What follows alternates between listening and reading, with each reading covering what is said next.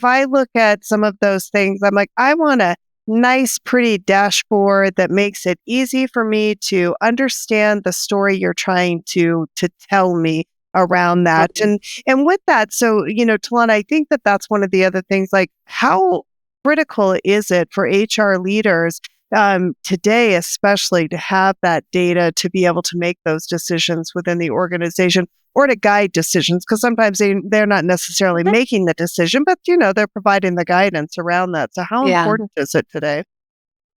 So it takes HR from having that tactical position in the organization to a strategic position in the organization, Love right? that. Having a seat at the table, being able to use some of that data to make business decisions.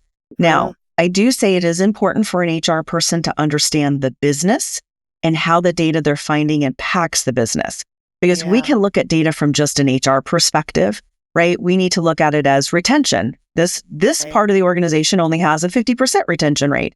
And if we don't understand why that 50% is happening and what that organization does and what it means to have a 50% vacancy rate and what it means Yeah. to maybe do recruitment, that makes it challenging. So really to get that strategic position in the organization, it's not only having the data to support your facts, but it's also knowing what the business needs based off of that data.